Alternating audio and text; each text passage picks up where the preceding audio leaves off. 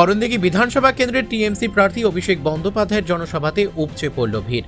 মঙ্গলবার উত্তর দিনাজপুর জেলার করণদিঘি কিষাণ মান্ডি মাঠে এই সভাটি আয়োজিত হয়। এদিন সকাল থেকেই এই হাই ভোল্টেজ সভাকে ঘিরে তৃণমূল কংগ্রেস নেতাকর্মীদের মধ্যে উৎসাহ ছিল চোখে পড়ার মতো। এদিনের সভাতে বিশিষ্ট হিসেবে উপস্থিত ছিলেন উত্তর দিনাজপুর জেলা তৃণমূল কংগ্রেস সভাপতি কানাইয়ালাল আগরওয়াল, উত্তর দিনাজপুর জেলা পরিষদের সভাধিপতি পম্পা পাল সহ উত্তর দিনাজপুর জেলা তৃণমূল কংগ্রেসের বিধানসভার প্রার্থীরা। অভিষেক বন্দ্যোপাধ্যায় তার ভাষণে কেন্দ্রের বিজেপি সরকারকে তীব্র আক্রমণ করে বলেন, বিজেপি সরকার শুধু মানুষের কাছ থেকে নিয়েই যায়, কিন্তু পশ্চিমবঙ্গের তৃণমূল কংগ্রেস সরকার মানুষকে শুধু দিয়েই যায়। তিনি এবারের নির্বাচনী প্রতিশ্রুতি হিসেবে 9টি সংকল্পের কথা জানান।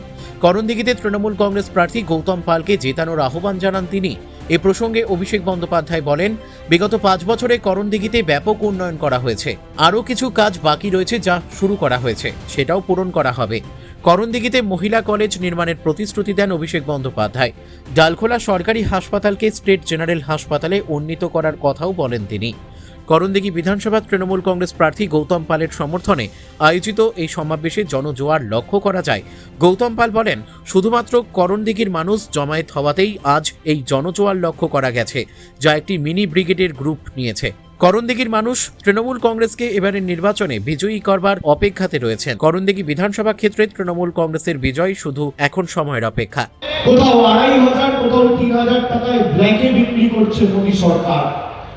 আমি এর মধ্যেই গত সাফল্য সমূহ আপনাদের সামনে তুলে ধরব।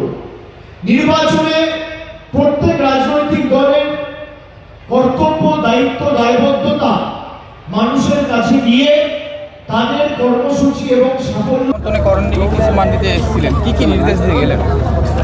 আমাদের নেতা অভিষেক বন্দ্যোপাধ্যায় করণদিঘিতে এসছেন, আমরা ওনাকে কৃতজ্ঞতা জানাই, ধন্যবাদ জানাই, নমস্কার জানাই। এবং ওনার আসবেন বলে জনসভায় আজকে পর্যন্ত এত বড় জনসভা করণদিঘির মাঠে করণদিঘিতে হয়নি। এটা ঐতিহাসিক মিনি ব্রিগেড বলা চলে। করণদিঘি থেকে বিথিকা পালের রিপোর্ট, কুলিক নিউজ।